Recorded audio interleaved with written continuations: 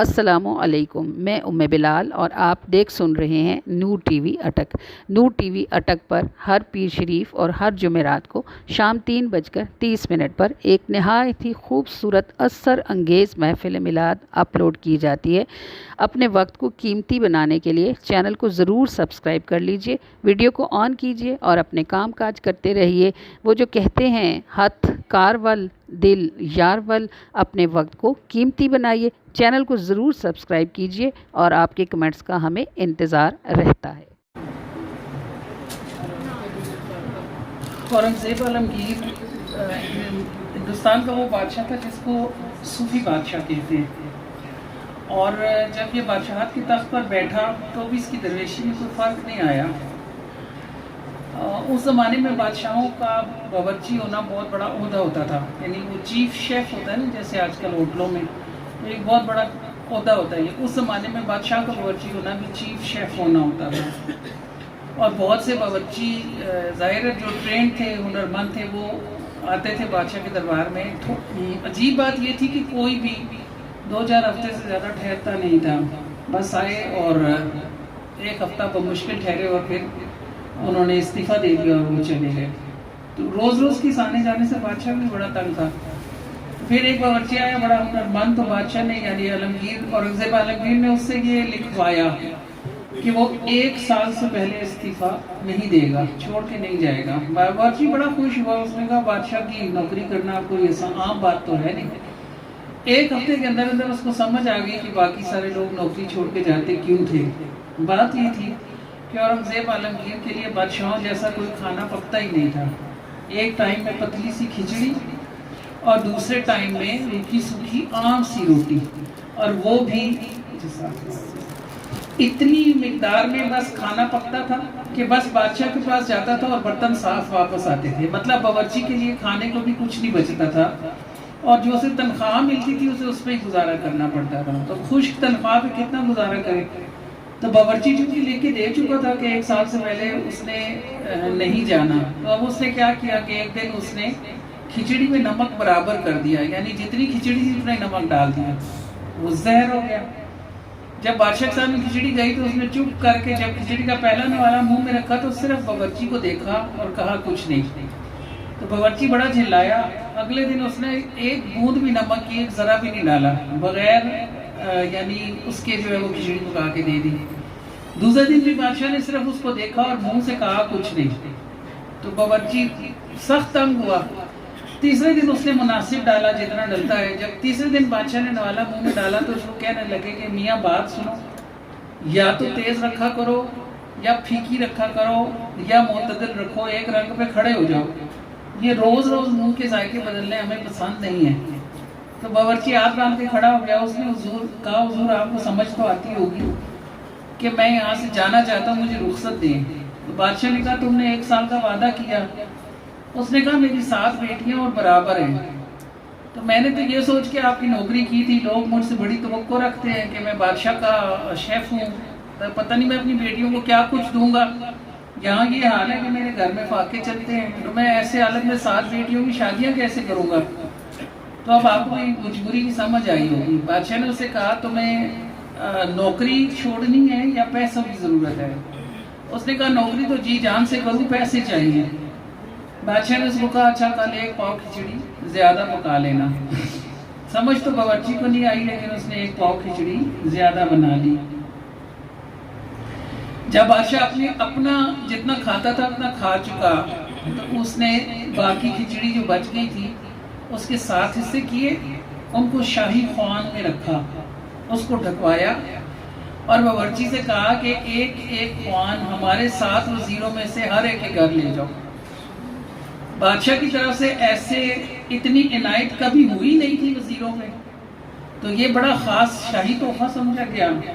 شاہی باورچی کا بڑے دھوم دھام سے استقبال ہوا وزیروں کے دروازوں پر، اور ہر وزیر نے بادشاہ کی خوشنودی کی خاطر اس باورچی کو 1 لاکھ سکے دیے راج الوقت۔ 7 لوگوں کے پاس گیا تو 7 لاکھ سکے، اس کے علاوہ بھی بڑا مال و اکرام لے کر اور کپڑے اور جوڑے اور زیور لے کے واپس آیا۔ اگلے دن جب بادشاہ کے سامنے کھانا رکھا تو بڑا خوش تھا۔ بادشاہ نے اس سے پوچھا کہو میاں کیا حال ہے؟ کہنے لگا حضور آپ کا اقبال بلند ہو، میرے تو سارے مسئلے حل ہو گئے. آپ نے بس اورنگزیب عالمگیر اسے دیکھ کے مسکرائے اور فرمایا اب کھچڑی کا حال درست رکھنا. تو آپ کو بتانا یہ مقصود تھا کہ بادشاہ اگر دینا چاہے تو وہ ذرے کو پہاڑ کرنے، بوند کو سمندر کرنے، خاک کو لاکھ کرنے کی شان رکھنے والے. تو جب میں حسین حرم میں بیٹھ کے ہاتھ اٹھاتی تھی نا تو خدا کی قسم اس گھڑی سے لے کے آج کے دن تک مجھے یہ یقین ہے کہ میں نے جو مانگا ہے وہ مجھے مل گیا ہے. یہ نہیں کہ وہ مجھے دے گا، یہ کہ وہ مجھے مل گیا ہے. کیونکہ ایسا تو میں بھی نہیں کرتی کہ میں فقیر کو بلاؤں بھی، بٹھاؤں بھی، کہوں اب کیا چاہیے پھر نہ دوں. تو اللہ نے کیوں کرنا؟ وہ کیوں کرے گا کہ وہ بلائے، پھر بٹھائے، پھر رلائے، پھر منگوائے اور پھر نہ دے؟ کیا کمی ہے اس کو؟ جب ہم بندے ہو کے ایسے کرنے کا تصور نہیں کر سکتے تو وہ رب ہو کے ایسا کیوں کرے گا؟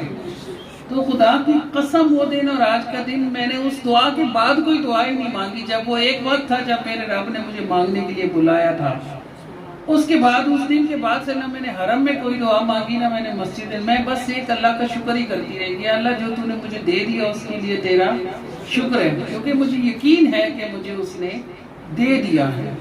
اور جب میں اس کا شکر ہی کرتی جاؤں گی، شکر ہی کرتی جاؤں گی تو شکر برتن کو بھر دیتا ہے. الحمدللہ.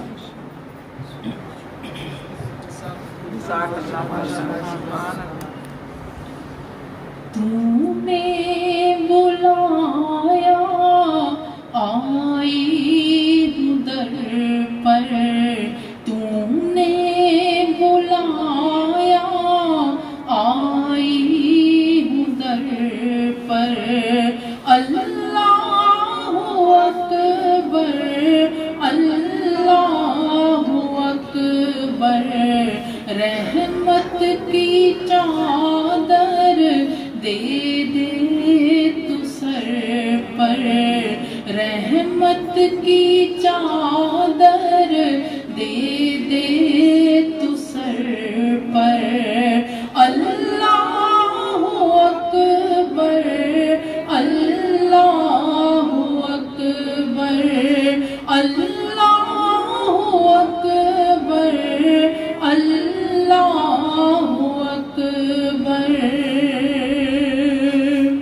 کھوجوں جو خود کو تجھ کو ہی پاؤں، تجھ سے ہی نکلوں، تجھ میں ہی جاؤں. باہر بھی تو ہے، تو ہی ہے اندر. باہر بھی تو ہے، تو ہی ہے اندر. اللہ اکبر، اللہ اکبر، اللہ اکبر، اللہ اکبر. رحمت کی چادر دے دے تو سر پر. اللہ اکبر، اللہ اکبر، اللہ اکبر، اللہ اکبر. نقطہ بھی تو ہے، تو ہی ہے گھیرا، بھیجا بھی تو نے ہی پھیرا. بوند بھی تو ہے، تو ہی سمندر. بوند بھی تو ہے، تو ہی سمندر. اللہ اکبر، اللہ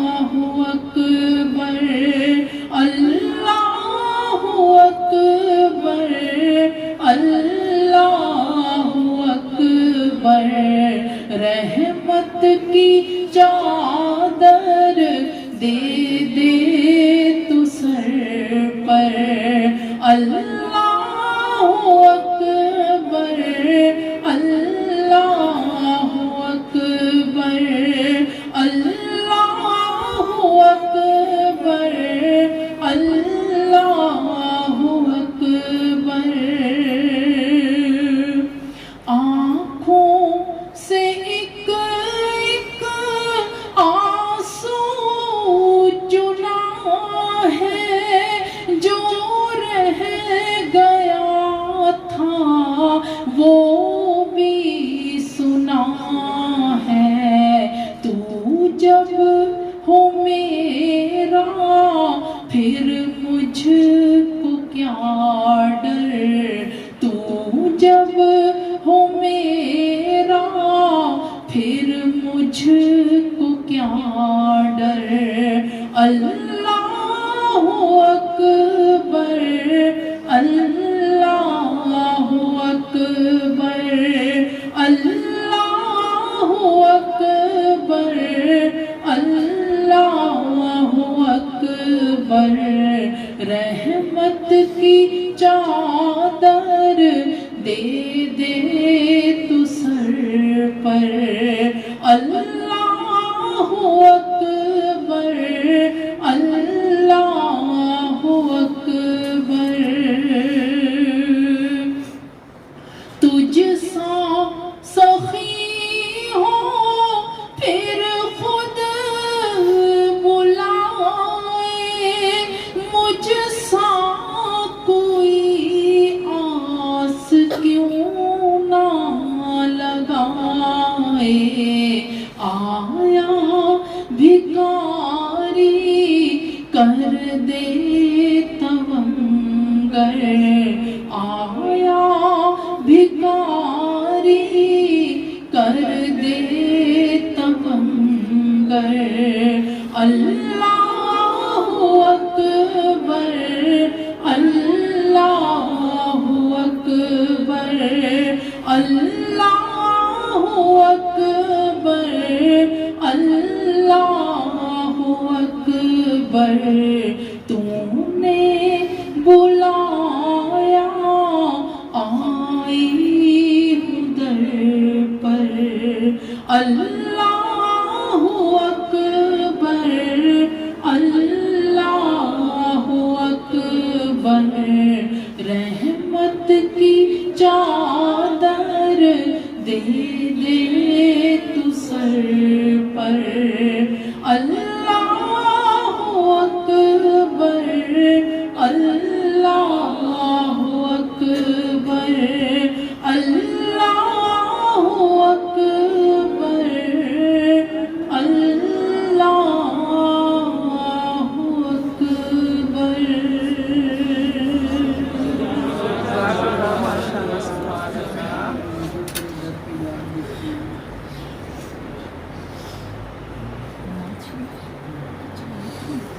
صلی علی نبینا، صلی علی محمد، صلی علی شفیعنا، صلی علی محمد، صلی علی کریمنا، صلی علی محمد، صلی علی رحیمنا، صلی علی محمد۔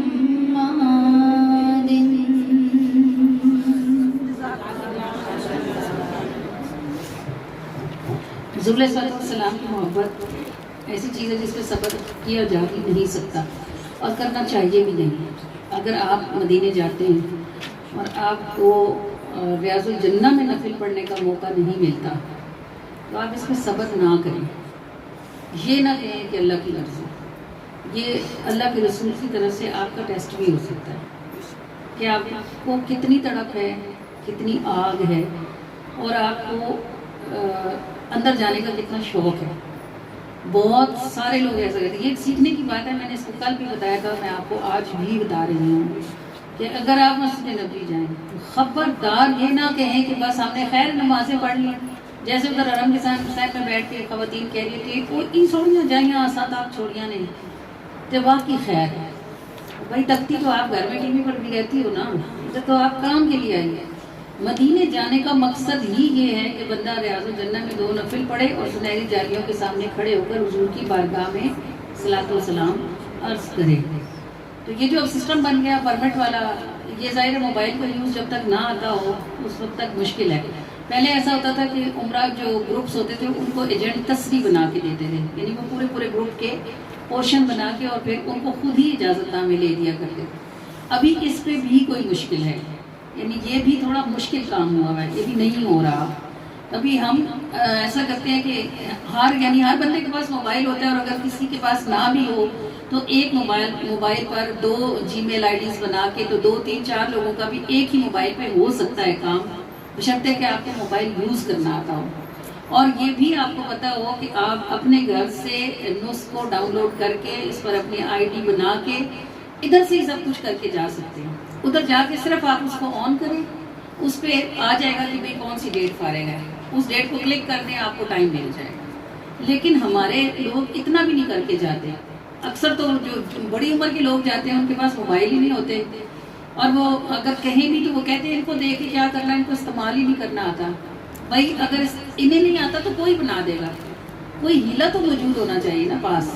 پتہ ہے اب یہاں پاکستان آ کے بھی بہت سی خواتین کہتی ہیں اسی تے جی نس کے گئے ہیں, اسی تے کسی پوچھا ہی کوئی نہیں, اسی تے راج کے سجدے کیتے ہیں. جھوٹ بولتی ہیں. باخدا وہاں آپ کو 4 جگہ سے گزرنا پڑتا ہے جدھر آپ کو چیک کرتے ہیں, اور جو آخری چیک ہوتا ہے نا اس پہ وہ اپنے ہاتھ میں اسکینر لے کے کھڑے ہوتے ہیں. جیسے ہمارے موبائل ہے نا ایسے ان کے پاس اسکینر ہوتے ہیں. ہمارے موبائل پر جب ہم جانے لگتے ہیں تو گرین یا پرپل کلر کا پرمٹ شو ہو رہا ہوتا ہے, وہ اس پرمٹ کو اپنے اسکینر سے اسکین کرتے ہیں.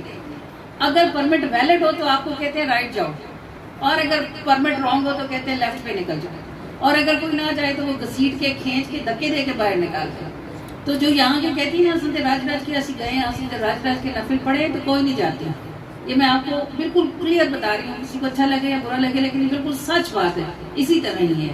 تو یہاں سے جو بھی جائے, اکیلے جائے یا گروپ کے ساتھ جائے, ایک تو موبائل اس کے پاس لازمی ہو, ایک اس نے یہاں سے نسخ ڈاؤن لوڈ کیا ہوا ہو. نسخ ایپ نہیں, ایپ الگ چیز ہے, نسخ ڈاؤن لوڈ کیا ہوا ہو اور اس پر اس کی آئی ڈی بنی ہوئی ہو, تاکہ وہاں جا کے اس کو کسی بھی میرے تیرے سے بھی کہے کہ مجھے ذرا آئی ڈی کھول دو تو وہ آرام سے کھول جاتی ہے. ادروائز اندر جا کر نفل پڑھنا ناممکن بات ہے. جہاں سے عورتیں اندر جاتی ہیں وہ 32 نمبر ہے, 32 نمبر جو گیٹ ہے, 32 نمبر گیٹ سے جو اندر جاتی ہیں وہ ریاض الجنہ نہیں ہے. وہ اتنے بیوقوف تھوڑی ہیں کہ ریاض الجنہ کے لیے اتنی لائنیں لگوا کے اتنے موبائل چلوا کے تو پھر لوگوں کو کھلا بھی چھوڑیں گے. ایسا انتظام کرنا ہوتا پھر یہ تو کھیل مذاق بن جاتا ہے نا. وہ ریاض الجنہ نہیں ہے جو 32 نمبر سے اندر جا کے نفل پڑھ کے آ جاتی ہیں. ریاض الجنہ پورا انہوں نے کور کیا ہوا ہے. اور آپ کو میں یہ بتا رہی ہوں کہ اگر آپ مدینے جائیں اور آپ کا ریاض الجنہ میں کوئی سبب نہ بنتا ہو تو آپ روئیں وہاں بیٹھ اور آپ حضور سے کہیں گے یا رسول اللہ میں نے ایسے جاننا ہی نہیں ہے, کوئی سبب کرے میرا, میں جاؤں گی, میں نے نفل پڑھے بغیر نہیں جانا. تو میں کل بھی یہ بات بتا رہی تھی, میں آج بھی آپ کو بتا رہی ہوں کہ یہ سب اسباب ہیں اور وسائل سارے حضور کے ہاتھ ہیں. تو وہ کوئی نہ کوئی وسیلہ بنا دیتے ہوتے ہیں. الحمدللہ پچھلے سال ہمارے گروپ کی ایک خاتون کا نہیں آ رہا تھا کسی بھی طرح, ان کا موبائل بھی تھا لیکن ان کا وہ میرا آیا ہوا تھا, وہ میرے اوپر چڑھ گئی. انہوں نے کہا آپ گروپ لیڈر ہیں, آپ ہی کی ذمہ داری ہے, آپ ہی بھیجیں. تو میرا آیا ہوا تھا, پھر میں نے سوچا الحمدللہ میں تو بار بار آتی ہوں تو پتہ نہیں اب یہ دوبارہ آئے کہ نہ آئے, تو میں نے دل پہ پتھر رکھ کے اپنا پرمٹ ان کو دے دیا. لیکن دل تو میرا بھی خفا تھا.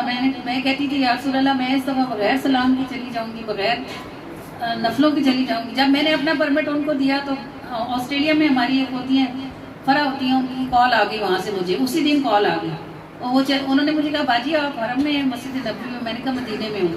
انہوں نے کہا آپ کو کوئی کام ہو تو بتائیے گا, وہاں ہمارا ایک لڑکا ہوتا ہے بڑا اچھا جاننے والا, وہ آپ کا کر دے گا آپ جو بھی کام کہیں گے. میں نے کہا یار اس طرح میری حاضری, ایسے پرمٹ آیا ہوا تھا, وہ کوئی خاتون روئی ہیں تو میں نے ان کو دے دیا, میرا دوبارہ بنے گا نہیں. اس وقت یہ قانون تھا پچھلے سال میں کہ 1 سال سے پہلے آپ کا پرمٹ دوبارہ نہیں بن سکتا تھا، یعنی 1 سال کے بعد آپ کا پرمٹ ایشو ہوتا. انہوں نے مجھے کہا کوئی مسئلہ ہی نہیں ہے، میں اس لڑکے کو کہہ دیتی ہوں، وہ اندر کام کرتا ہے، آپ کو لے جائے گا.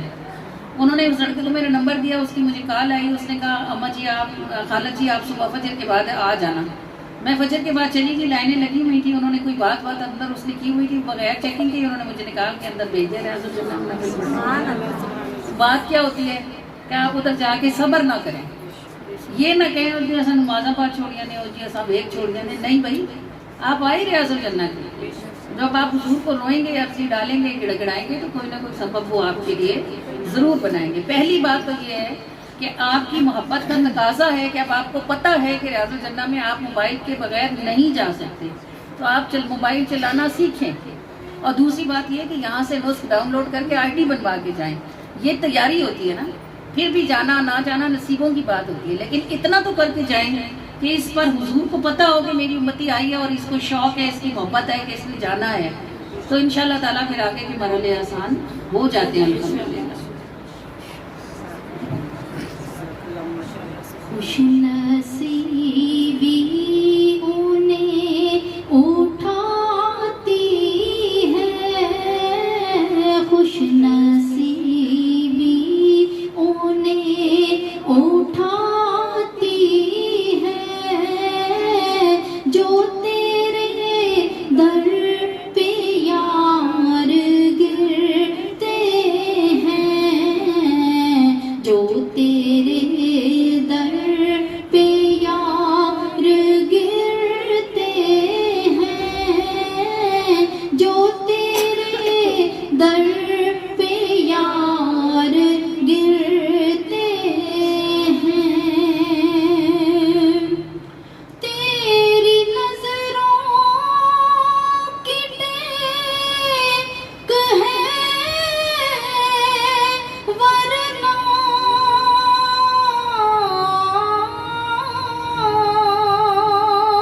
ہر قدم پہ خوار گرتے ہیں.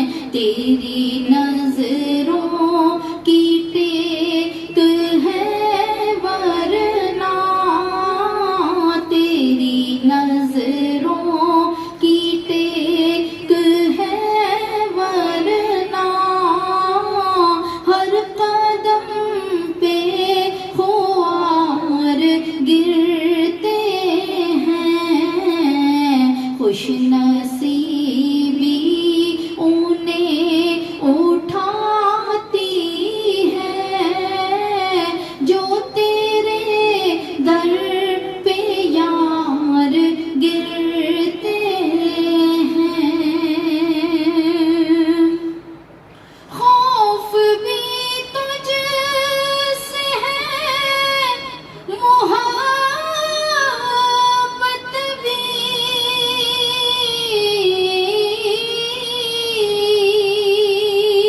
تبھی تو بے قرار گرتے ہیں.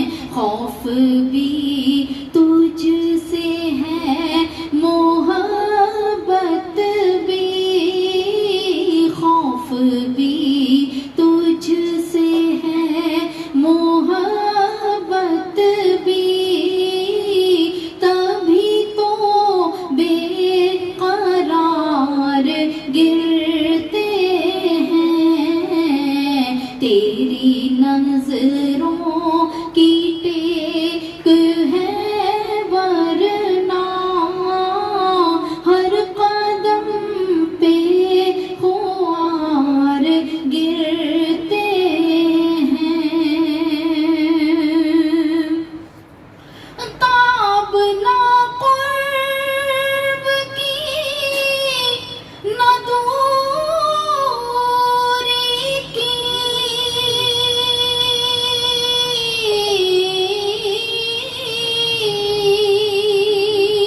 ہو کے بے بس لاچار گرتے ہیں. تاب نہ قرب کی نہ دوری نہ قرب کی نہ دوری کی، ہو کے بے بس لاچار گرتے ہیں، ایک نظر کا خمار ہے اب تک، جبھی تو بار بار گرتے ہیں، تاب نہ قرب کی نہ دوری کی، ہو کے بے بس لاچار گرتے ہیں، خوش نصیبی انہیں اٹھاتی ہے جو تیرے در پہ یار گرتے ہیں، جو تیرے در پہ یار گرتے ہیں، جو تیرے در پہ یار گرتے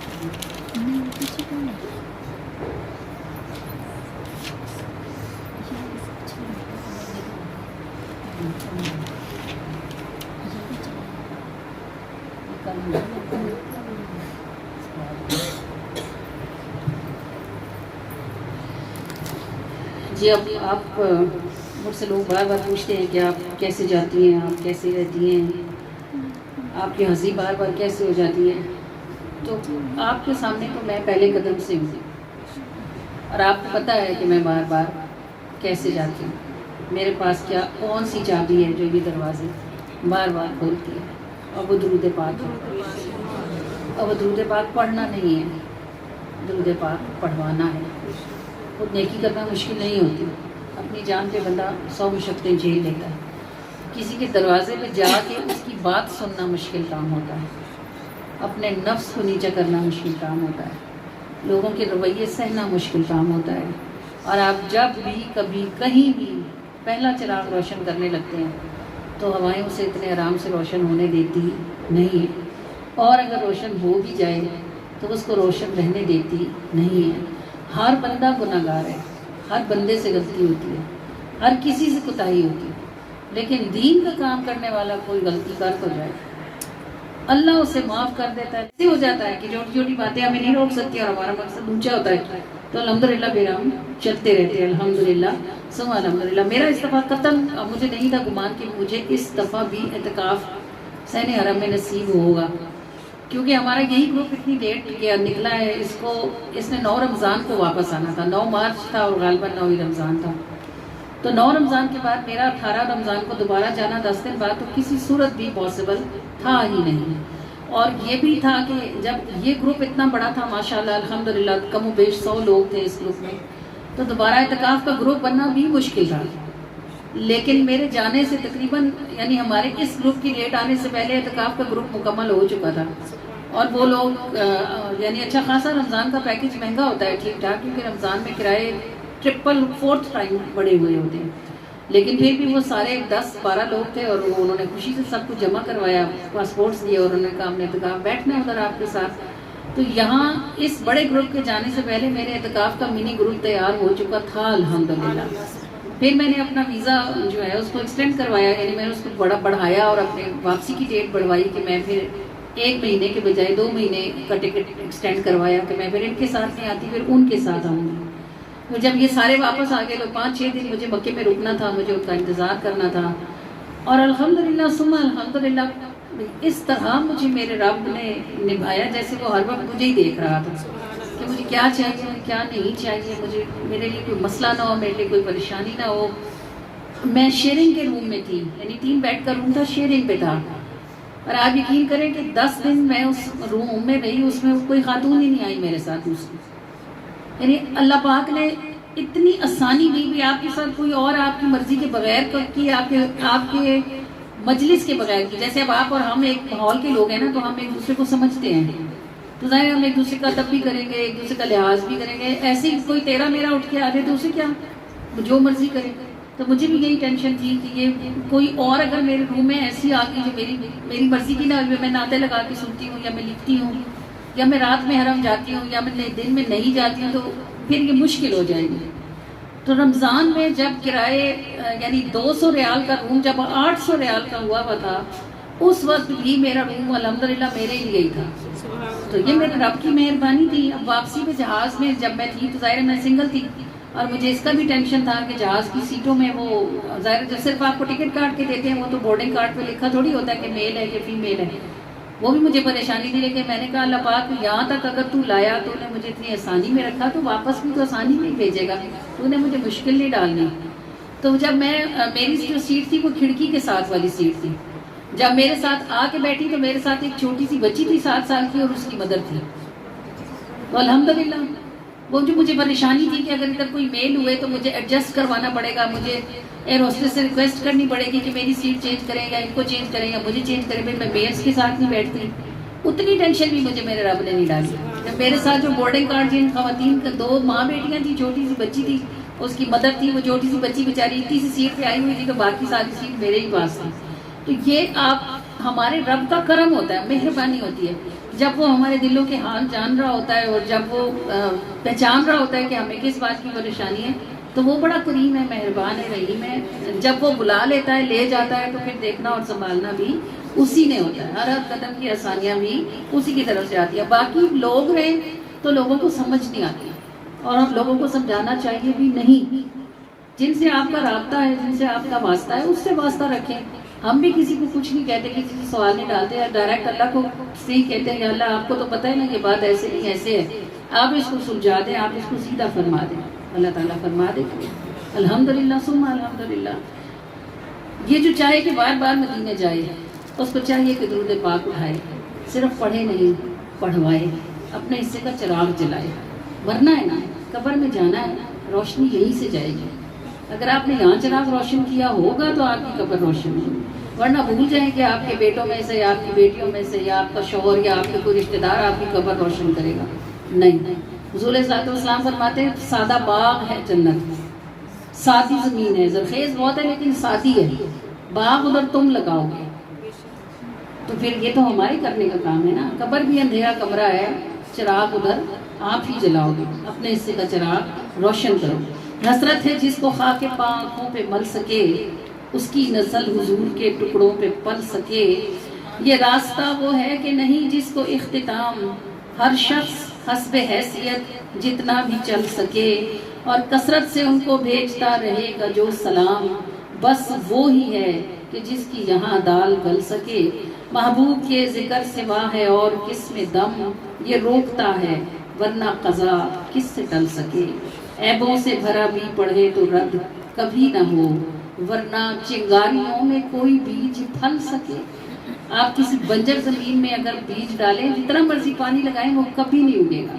اور بندہ کتنا ہی بنجر کیوں نہ ہو، جب وہ درود پڑھتا ہے تو اس کو پھل لگتا ہے. کہ عیبوں سے بھرا بھی پڑھے تو رد کبھی نہ ہو، ورنہ چنگاریوں میں کوئی بیج پھل سکے. حسرت ہے جس کو خاک پا آنکھوں پہ مل سکے، اس کی نسل حضور کے ٹکڑوں پہ پل سکے. کثرت سے ان کو بھیجتا رہے گا جو سلام، بس وہی ہے کہ جس کی یہاں دال گل سکے.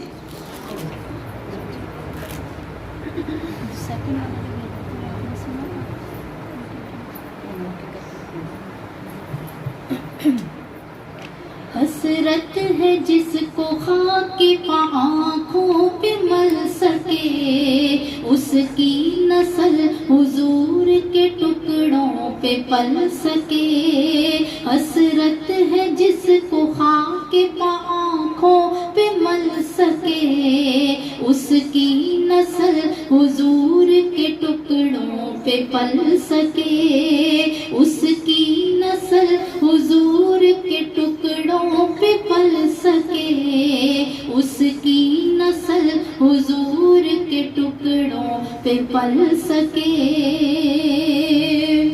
کثرت سے ان کو بھیجتا رہے گا جو سلام، ممکن نہیں کہ قبر کے اندر وہ گل سکے، کثرت سے ان کو بھیجتا رہے گا جو سلام، ممکن نہیں کہ قبر جتنا چل سکے،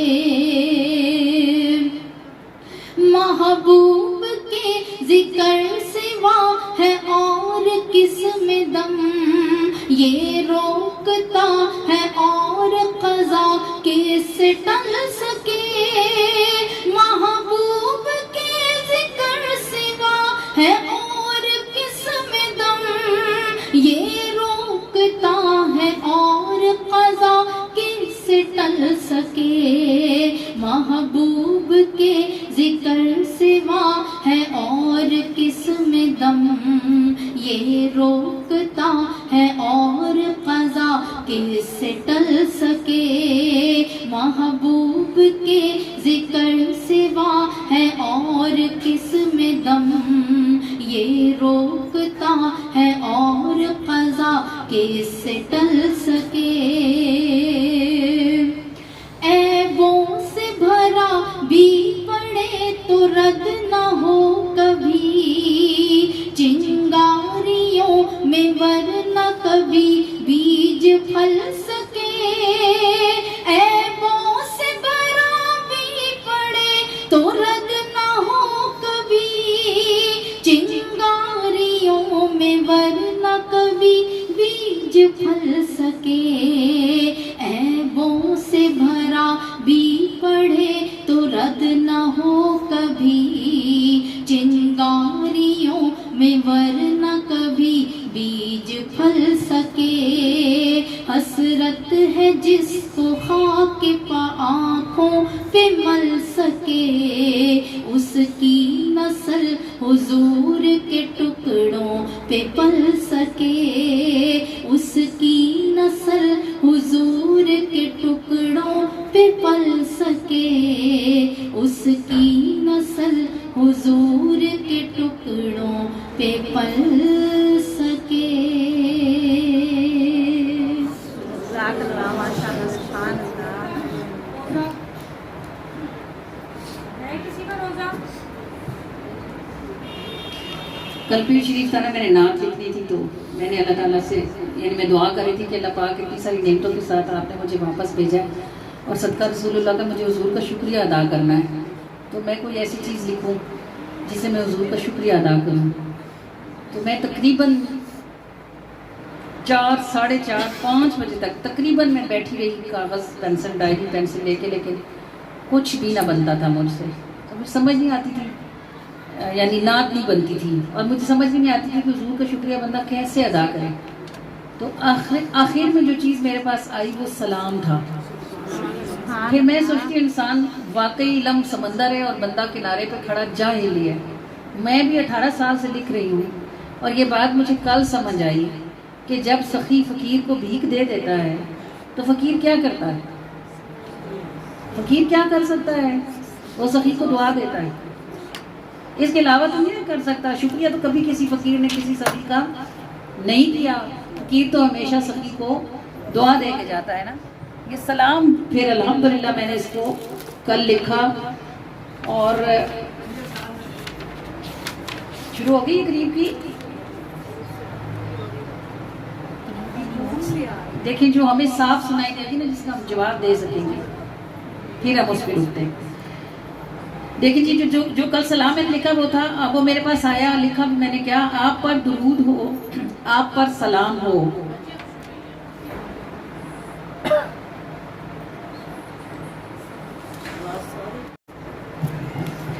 جی بھی حضور کا شکریہ کرنے کے لیے جو سلام کل مجھے عطا ہوا وہ ہے کہ آپ پر درود ہو، آپ پر سلام ہو، رب کی ساری نعمتیں آپ پر تمام ہوں، ہیں سخی وہ آپ کے سب کو خود بلاتے ہیں، مانگ کر بھی لیتے ہیں بن کہے بھی پاتے ہیں، جھوم کر فقیر تب یہ صدا لگاتے ہیں، آپ پر درود ہو آپ پر سلام ہو، رب کی ساری نعمتیں آپ پر تمام ہوں، اور بھیک ہی نہیں دیتے پاس بھی بٹھاتے ہیں، اور کچھ ضرورت ہے حوصلہ دلاتے ہیں، جھوم کر فقیر تب یہ صدا لگاتے ہیں، آپ پر درود ہو آپ پر سلام ہو، رب کی ساری نعمتیں آپ پر تمام ہوں۔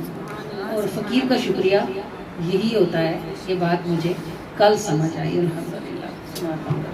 چلیے جی دعا کریں، پھر یہ سلام انشاءاللہ فرسنات پڑھتی ہیں اور آپ ان کے ساتھ پڑھیے گا۔ اعوذ باللہ من الشیطان الرجیم، بسم اللہ الرحمن الرحیم، الحمدللہ رب العالمین الرحمن الرحیم مالک یوم الدین، ایاک نعبد۔ اے اللہ ہمارے رب العالمین ارحم الراحمین ذوالجلال والاکرام، ہم سب کی حاضری کو اس محفل میں قبولیت کا شرف عطا فرما دیں، اور آپ کے محبوب فرماتے ہیں کہ جس کو اللہ کے ذکر نے مجھ سے مانگنے سے باز رکھا اس کو میں مانگنے والے سے زیادہ عطا فرماتا ہوں۔ تو اے ہمارے پروردگار، آپ کے اور آپ کے محبوب کے ذکر کا صدقہ ہمارے پاس مانگنے کا وقت نہیں بچا، مگر آپ بھی سچے اور آپ کا محبوب بھی سچا، بس ہمیں ہمارے مانگنے سے زیادہ عطا فرمائیں۔ اے اللہ پروردگار، اگر ہم نے مانگا ہوتا تو اپنی اوقات جیسا اور اپنے منہ ہی جیسا مانگتے۔ اے اللہ پروردگار، جب آپ عطا فرمائیں گے تو آپ اپنی شان جیسا عطا فرمائیں گے، اپنی رحمت جیسا عطا فرمائیں گے، بس اپنی شان اور اپنی رحمت جیسا عطا فرما دیں، اور ہم سب کو دین اور دنیا میں، موت اور زندگی میں، گھر اور قبر میں، سب طرف سے سب طرح سے ایسا نبھا لیں جیسا نبھانے کی آپ شان رکھنے والے ہیں۔ آمین یا رب العالمین یا ارحم الراحمین۔